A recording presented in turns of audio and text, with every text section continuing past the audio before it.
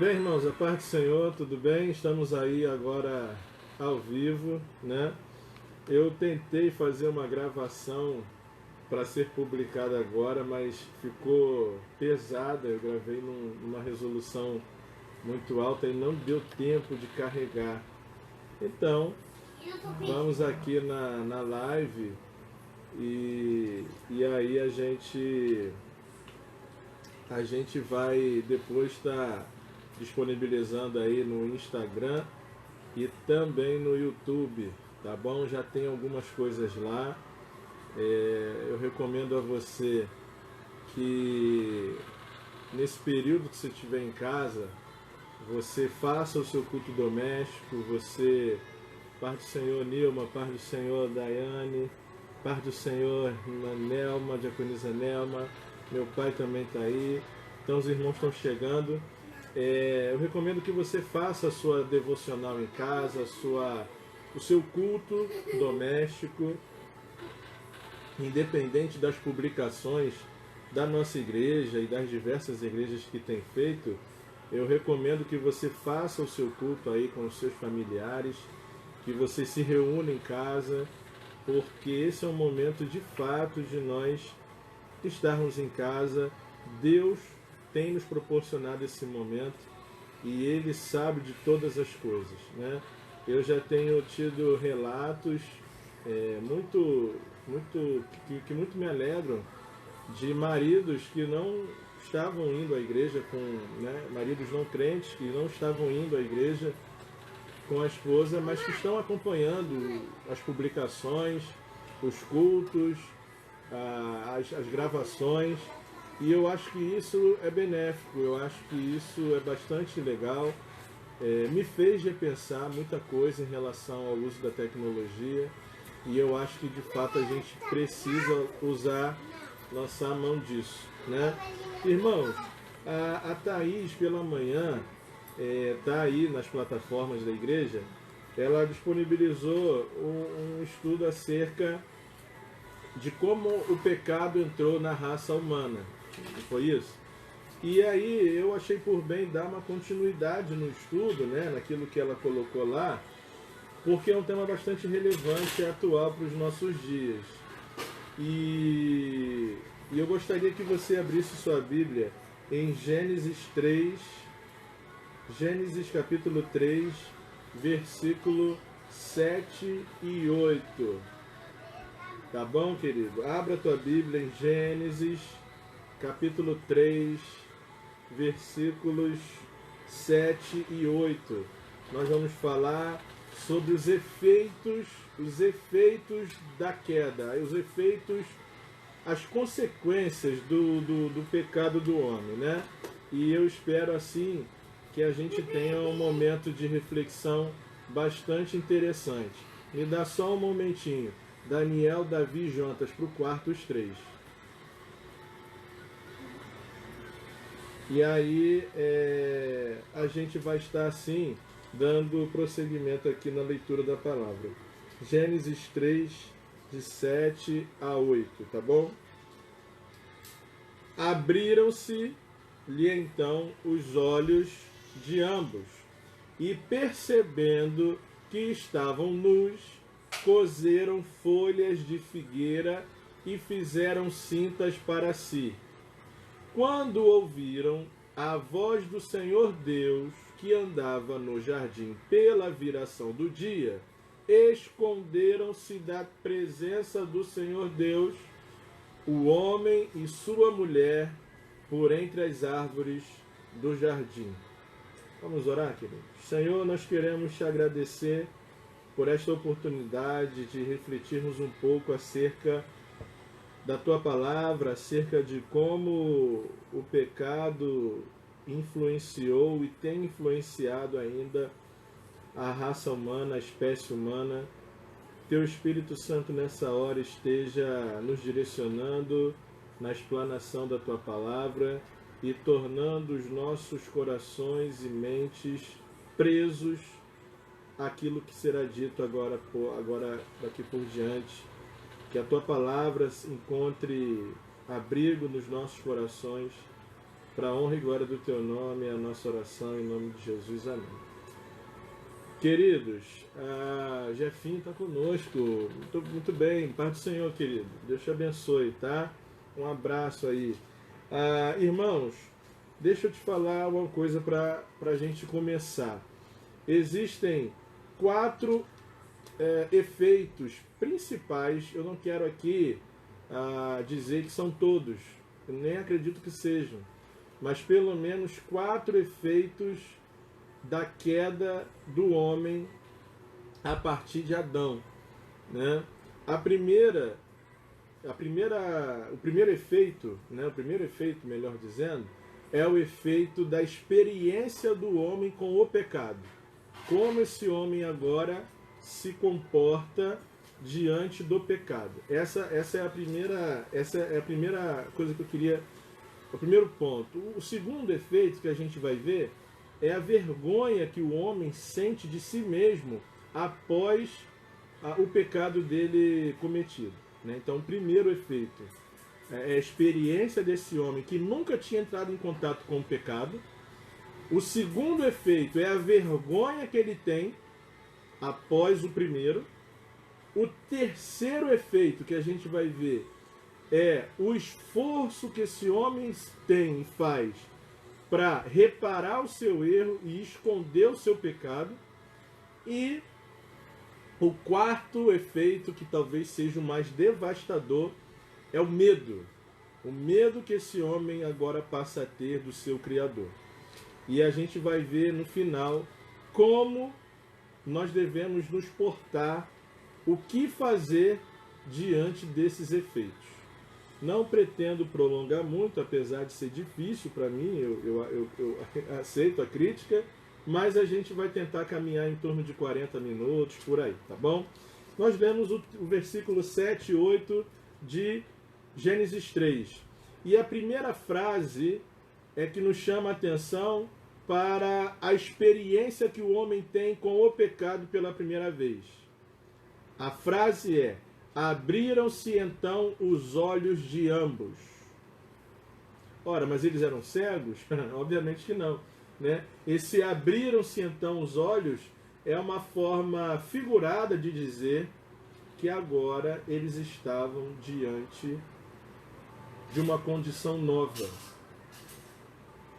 que era a condição de pecadores.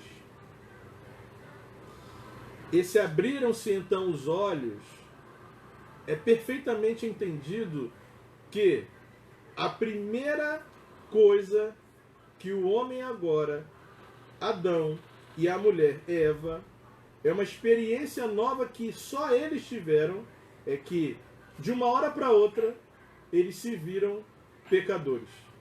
Coisa que antes eles não eram. Eles foram criados à semelhança de Deus, perfeitos, incorruptíveis, sem pecado, num ambiente perfeito, propício para permanecer num ambiente de harmonia com Deus. Mas o homem, ele foi desobediente à voz de Deus e, por assim dizer, errou, né?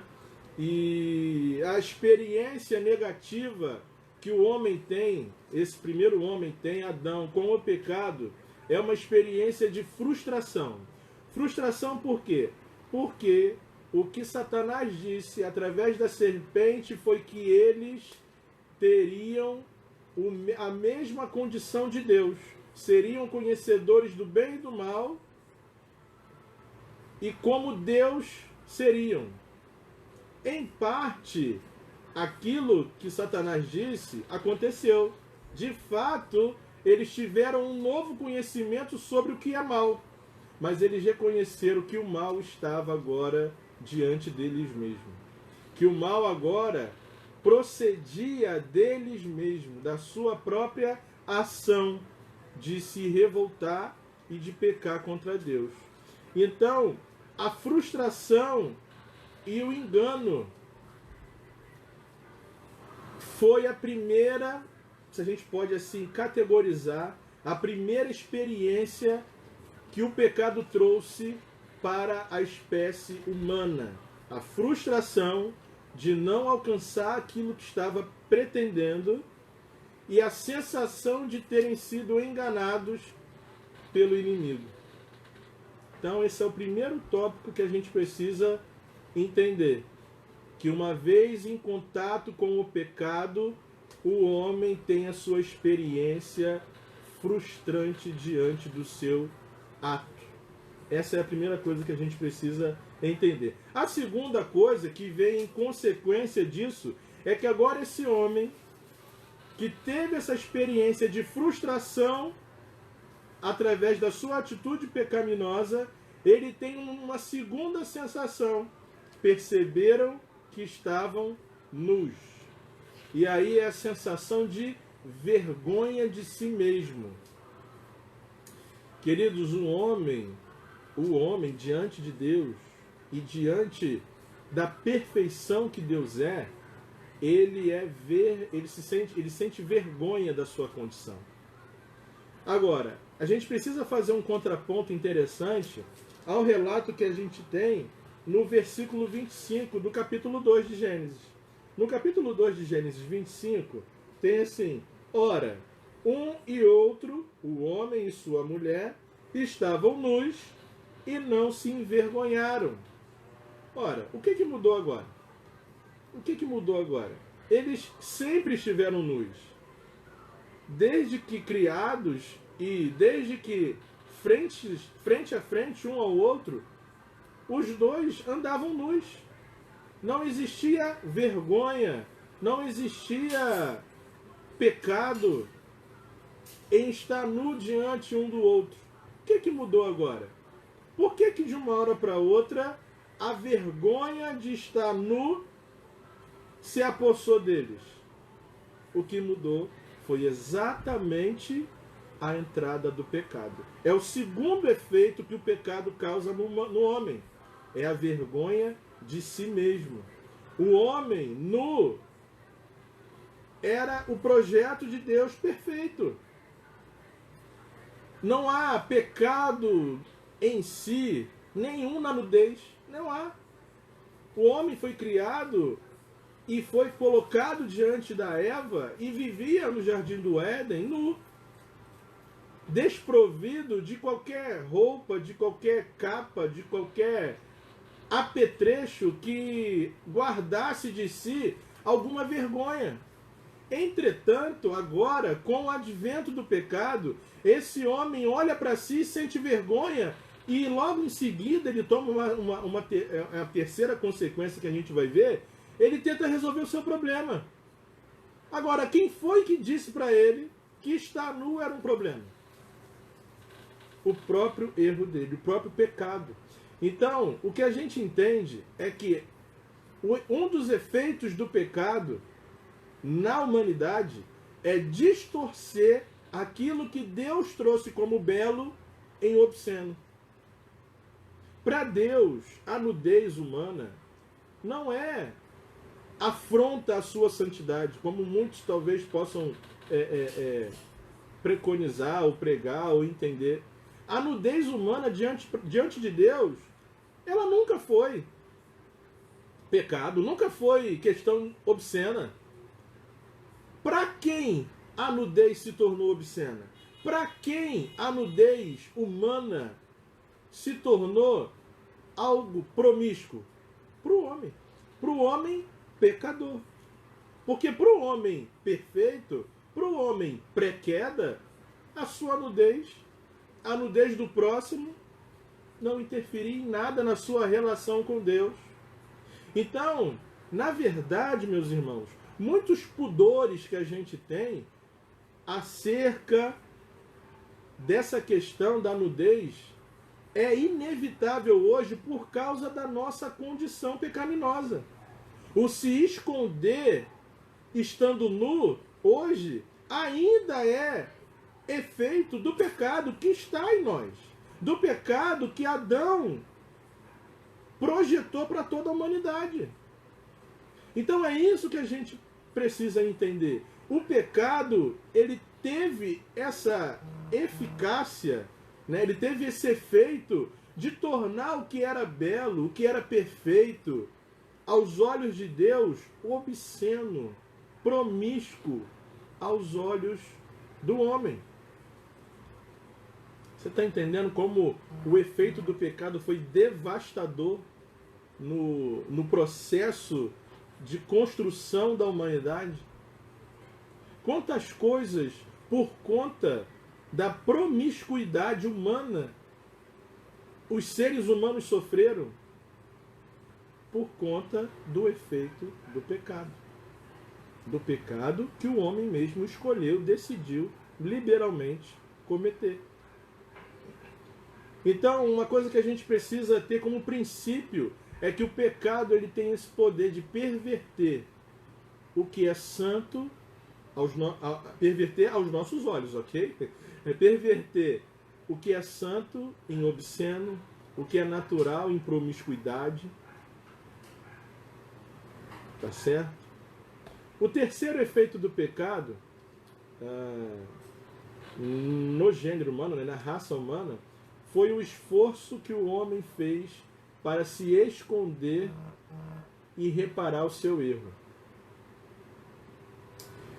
Esforço inútil, não é verdade? Esforço inútil. Olha bem essa frase. Cozeram folhas de figueira e fizeram cintas para si. Cinta pode ser tranquilamente trocado, substituído por tanga, avental, alguma coisa semelhante a isso. Mas pensemos numa tanga. Pensemos numa tanga.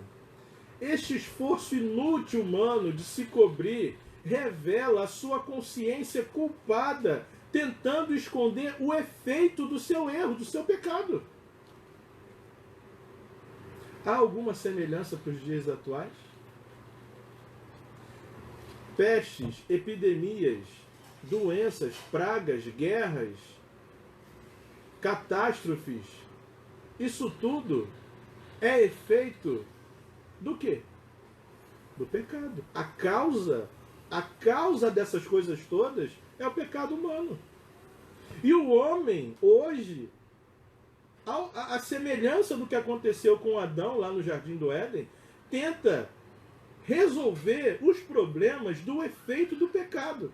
Nós não aprendemos com Adão e com a Bíblia de que para os efeitos do pecado não tem remédio, querido, não tem solução. Vai se resolver o problema aí do coronavírus, do Covid-19, vão aparecer outros.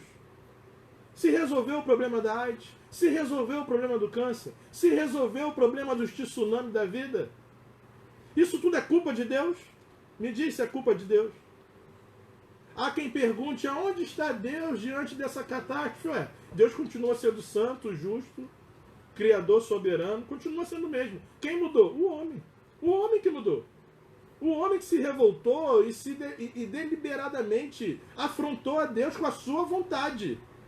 Em fazendo a sua vontade, o homem afrontou a Deus. Então, até hoje, nós, à semelhança de Adão, tentamos resolver os efeitos do pecado. Quando, na verdade, não tem que ser combatido o efeito do pecado, e sim a causa dele. A causa dos efeitos é que precisa ser combatida. A igreja, às vezes, fica tentando criar estratégias para fazer isso, fazer aquilo outro. Querido, deixa eu te falar uma coisa. Não tem estratégia para resolver os efeitos do pecado. Os efeitos do pecado começaram lá em Adão e estão até os dias de hoje e vão permanecer até a volta de Cristo. É um esforço inútil. Foi um esforço inútil de Adão de tentar resolver por si mesmo, e também é um esforço inútil nosso em tentar resolver essas situações. É claro que a gente tem que se precaver. Eu não estou pregando aqui, né, a irresponsabilidade, não é isso. Eu só estou querendo dizer para você o seguinte, que essa situação aí que nós estamos passando não vai ser a última. Talvez não seja a última, a não ser que Jesus volte amanhã, mas eu acho pouco provável. Vão acontecer coisas piores. A injustiça, o roubo, sabe? Aí eu fico vendo algumas questões políticas pífias pífias, tentando resolver a corrupção do gênero humano. Ah, porque a ideologia tal é melhor, a ideologia tal... Filho, deixa eu te falar uma coisa. Não tem solução. Não tem solução. A solução é Jesus de Nazaré. É a solução para o pecado. Porque o que a gente está sofrendo aqui hoje são os efeitos do pecado do homem. Nada diferente disso. Mas a semelhança de Adão, a gente está cozendo folhas e se cobrindo a nossa vergonha e tentando resolver o nosso problema. E Deus chorando lá do céu falando assim, olha, não tem jeito, não resolve isso aí não, Adão. Não resolve isso aí não. Isso aí não tem mais jeito. O que você fez não tem jeito. E é isso que a gente precisa entender. É isso que a gente precisa entender e é a resposta da igreja, dos cristãos para os nossos dias. Quando alguém no seu trabalho, na faculdade, disser que o que resolve é a ideologia tal, é a ideologia de fulano, querido, nada disso resolve, porque a gente está combatendo os efeitos do pecado. Mas a gente precisa se voltar para o que ocasionou isso. E o que ocasionou isso foi a rebelião do homem contra Deus. Agora, voltando lá para Adão, esse homem que no cuidado do jardim, no cuidado com as situações que provavelmente aconteciam ali no dia a dia do jardim, antes da queda, ele tinha uma mente sã, uma mente pura, uma mente santa, né? Para poder lidar com essas situações. Agora esse se encontra pela primeira vez diante de uma mente contaminada, infectada pelo vírus do pecado. E agora como é que resolve? Não resolve. Não resolve, Adão. Foi isso, o recado de Deus para ele foi esse. Não resolve. Adão está tão perdido na situação, além de frustrado, além de envergonhado, ele se encontra num beco sem saída, porque agora ele tem que recorrer à sua consciência de como resolver aquele problema, só que a sua consciência agora é uma consciência culpada, coisa que antes ela não era. A consciência de Adão agora é uma consciência corrupta, caída, pecadora. E ele, em consequência dessa condição nova, que para ele era nova, cose folhas de figueira para fazer uma cinta e vamos cobrir aqui, vamos resolver. Só que não resolveu. Não resolveu. E o recado foi dado, né? O recado foi dado. A gente vai abrir um parênteses aqui, mas quando Deus aparece e entende toda a situação, o que fala para Adão? Adão, não resolve isso aí não. Pega um cordeiro que fica preso entre os arbustos, sacrifica o cordeiro, faz roupa de pele de cordeiro e expulsa-os do Éden. O recado tinha sido dado. Olha, para resolver o teu problema, alguém que não tem nada a ver com essa história aqui precisou morrer, o cordeiro. Para resolver o nosso problema, o teu e o meu problema, do nosso pecado, alguém teve que morrer, inocente. Pagou o pato, como se diz aí, né? Não teve nada, caiu de gaiato no navio. O caso do cordeiro lá, do Adão lá, né? No jardim do Éden. E Jesus foi esse cordeiro que voluntariamente se entregou para esse sacrifício, para que através do seu sangue, a semelhança da cobertura que Deus proviu para Adão e Eva, da sua vergonha, do seu pecado, o sangue de Cristo serviu dessa cobertura diante de Deus, para que nós nos apresentássemos diante de Deus cobertos pelo seu sangue. Automaticamente, quando nós estamos diante de Deus, Deus olha para nós e não contempla em nós o pecado que está em nós, porque o sangue de Cristo nos cobre. Isso se chama expiação. Expiação é justamente esse ato de cobrir. Deus cobriu a vergonha, o pecado de Adão através de um animal que ele matou lá. Deus cobriu o pecado nosso, daqueles que creram em Jesus, através do sangue de Jesus. Cobriu. Uma vez coberto, nenhuma condenação há para aqueles que estão em Cristo Jesus. Essa é a solução para o pecado. Esta é a solução para a nossa vida eterna em Deus. Não tem outra, não tem outra. Pode pesquisar, pode filosofar, pode fazer o que você quiser. Não tem outra. Tá bom? E quarta e última consequência desse pecado, dos efeitos do pecado humano, os efeitos da queda humana, o quarto, e eu julgo talvez sendo o principal, é que agora esse homem passa a ter um sentimento que outrora ele não teve. Dentre vários, né? Frustração, engano, desespero, sensação de estar perdido, sem solução. Agora a gente lê no versículo 8 que ele, olha aqui, quando ouviram a voz do Senhor Deus que andavam no jardim pela direção do dia, esconderam-se da presença do Senhor Deus. Por que eles se esconderam? Por que eles se esconderam? Essa é a questão. Até então, Deus não tinha, entre aspas, né, aparecido na jogada. É claro que Deus estava vendo e sabendo de tudo, obviamente. Mas até então, lembra daquele processo de encontro diário entre o homem e o Deus, entre o Criador e a criatura, em que Adão e Eva tinham momentos felizes diante de Deus? Deus permanece imutável. Deus permanece santo. Deus permanece soberano. A queda humana nada abala a santidade de Deus. Deus não aparece com a mão na cabeça, desesperado. Adão, o que você fez? Deus não faz isso. Deus chega normalmente. Nada abala e nada pega Deus de surpresa. Simplesmente Deus chega e Adão muda a sua postura. Aí eu te pergunto, quem que mudou? Um dos atributos de Deus é a sua imutabilidade.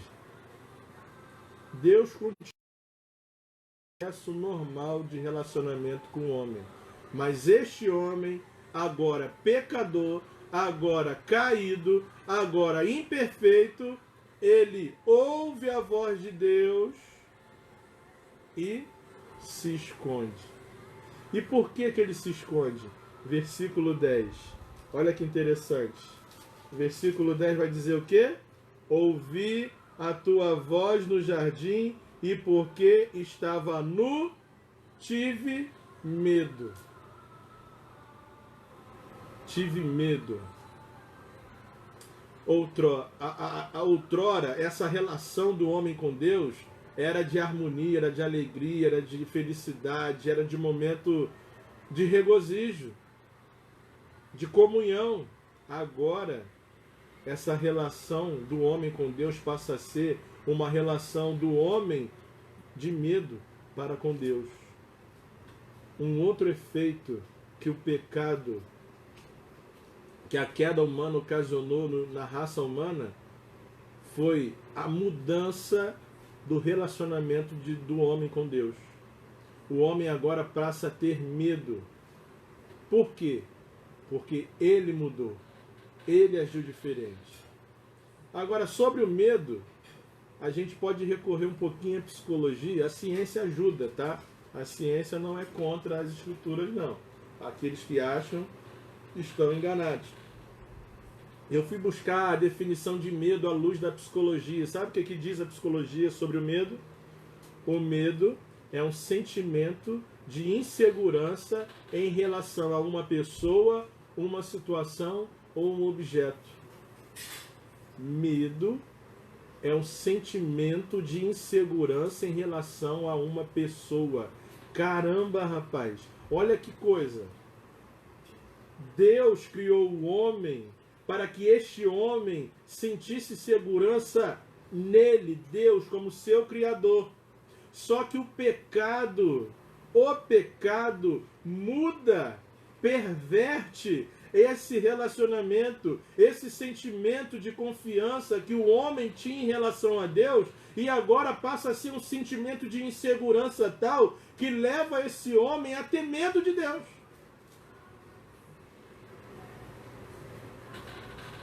O que antes era uma relação de segurança sadia, agora passa a ser uma relação de insegurança e maléfica.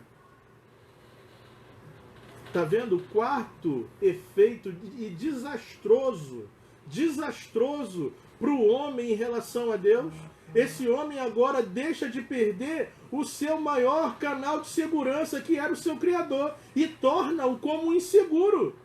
E em resposta a essa segurança, esse homem, ao ouvir os passos de Deus se aproximando dele, ele se esconde, como se pudesse esconder do Todo-Poderoso, né? Ele se esconde.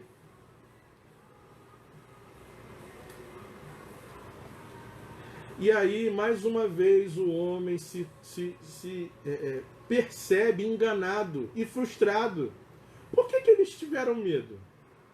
Por que eles tiveram medo se o que foi prometido pela isca, né? A gente está estudando na quinta-feira Tiago, e a gente viu na última quinta-feira que o pecado, ele nos seduz e ele nos atrai. Ele usa uma isca para nos atrair, para nos seduzir. E a isca foi: semelhantes a Deus sereis.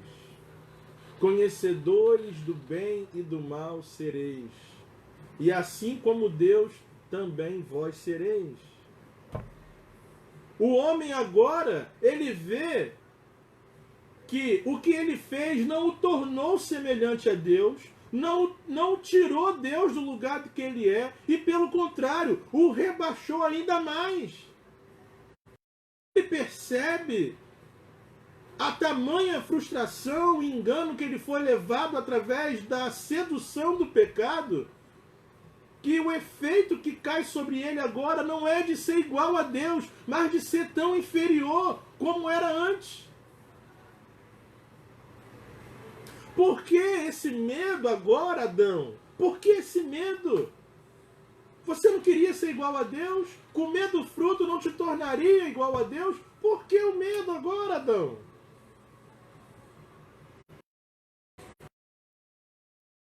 Até hoje o homem tenta tirar o lugar de Deus. Até hoje o homem tenta tirar Deus da sua posição de governador da sua vida. Meu corpo, minhas regras, não se meta. A palavra de Deus diz que o nosso corpo é templo do Espírito Santo.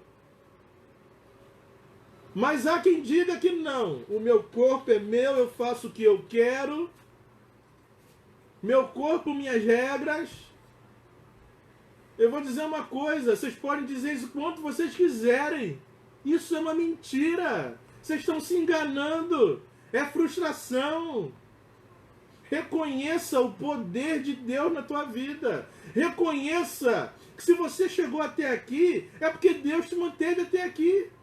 Não foi ninguém, não foi teu estudo, não foi teu trabalho, não foi teu dinheiro, não foi a tua inteligência. Foi Deus. Foi Deus.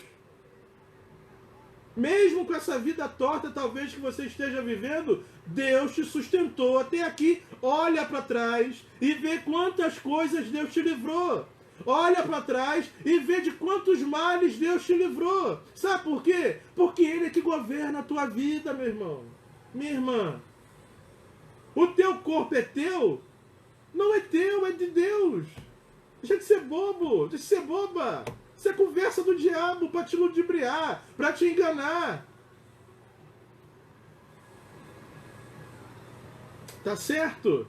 Então agora esse homem percebe que a oferta do pecado era uma oferta enganosa. Não era bem assim.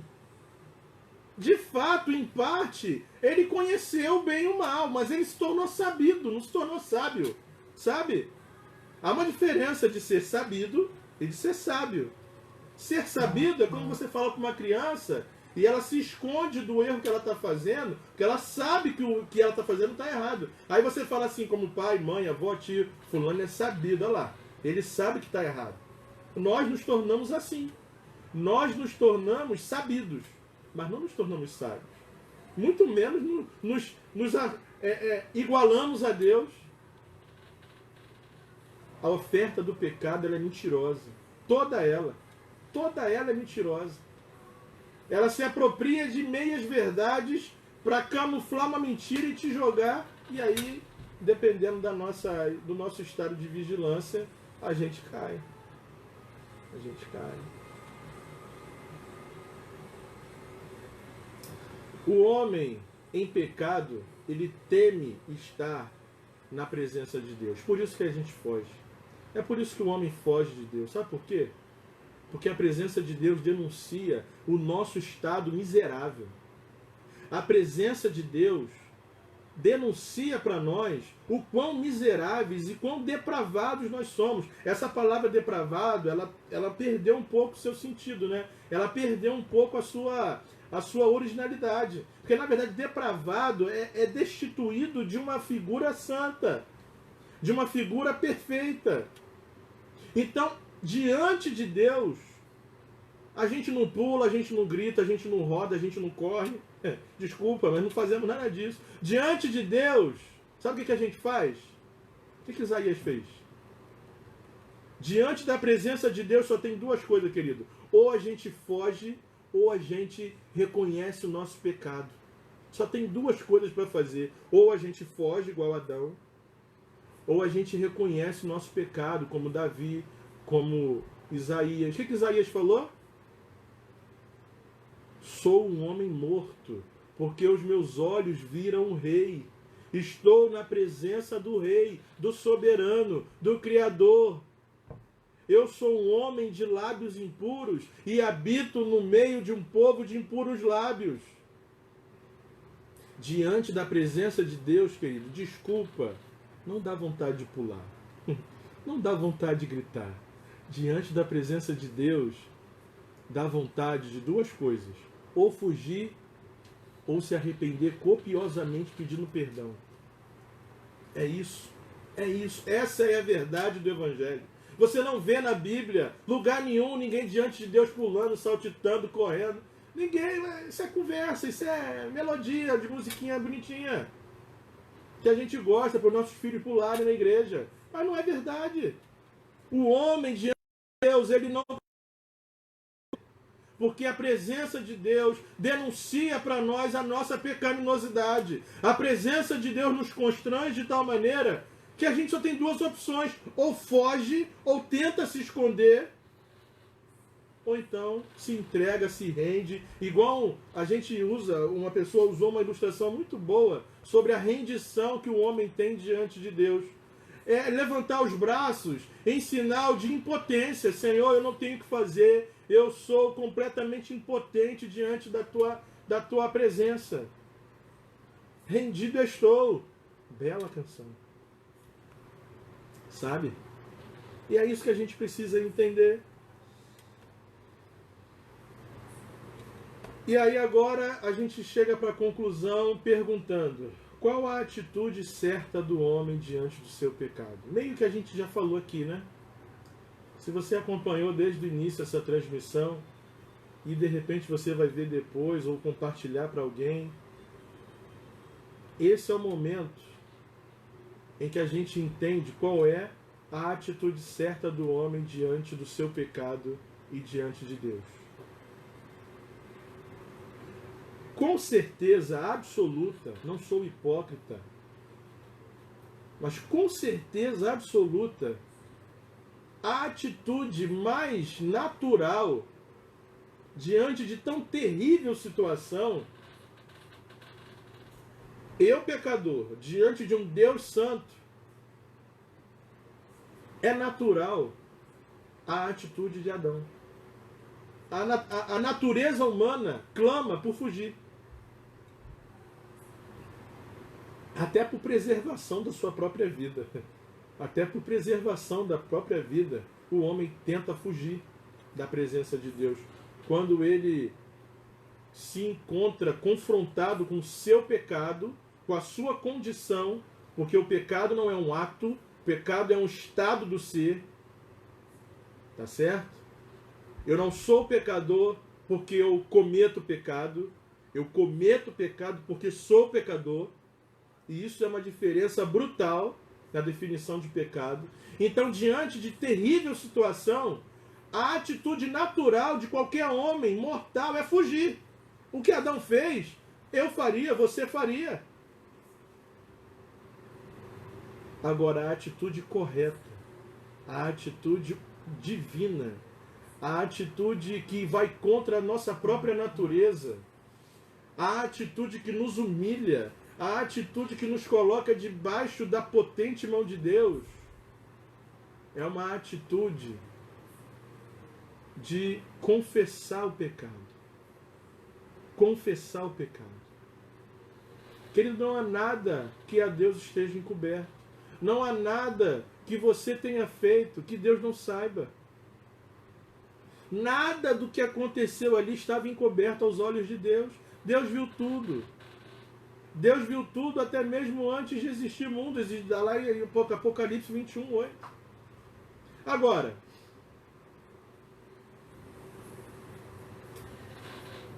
a atitude correta é qual? Confessar o pecado.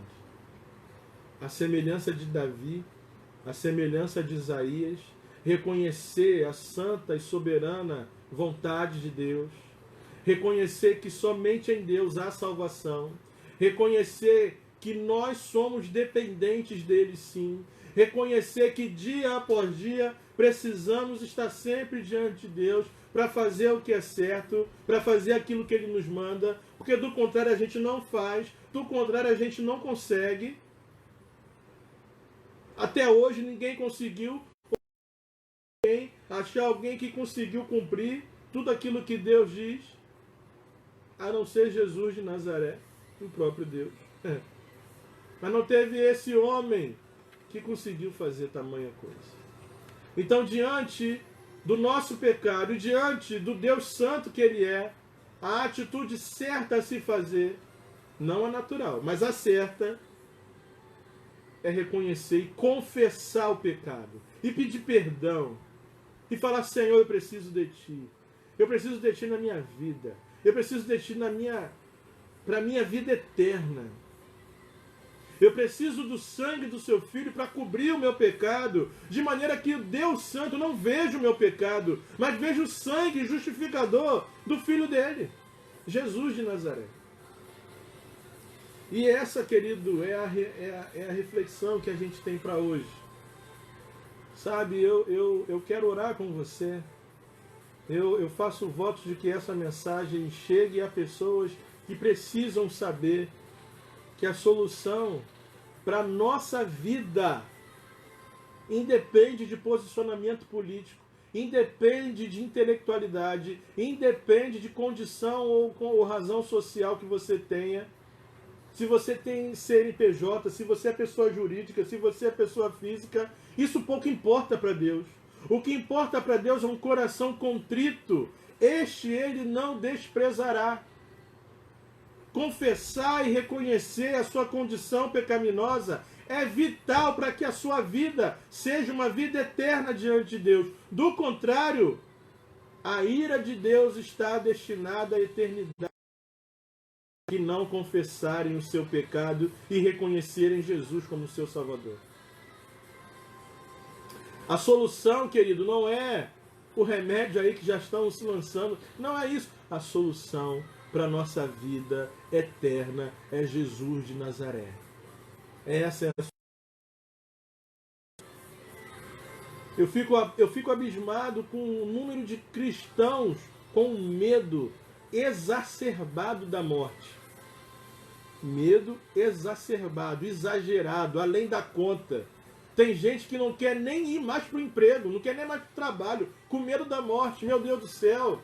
Se não morrer de coronavírus, vai morrer de alguma coisa, miserável. Vai morrer de alguma coisa, atropelado, com chikungunya, com dengue. Há menos de um ano eu estava no leito de hospital com dengue hemorrágica.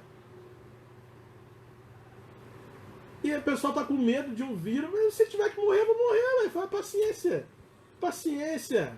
De alguma coisa nós vamos morrer.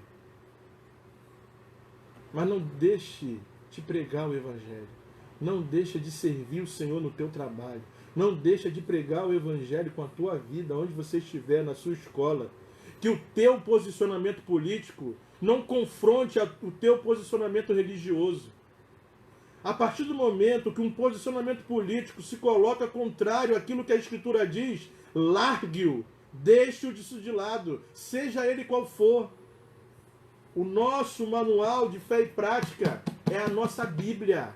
É a nossa Bíblia. Não é confissão de denominação nenhuma, não é confissão de fé de Westminster, não é confissão de nada.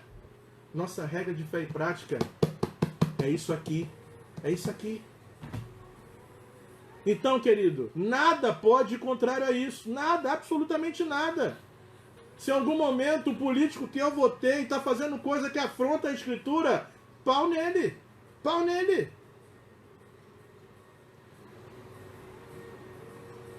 Nós temos que reconhecer nossa condição e orar para que Deus tenha misericórdia de nós.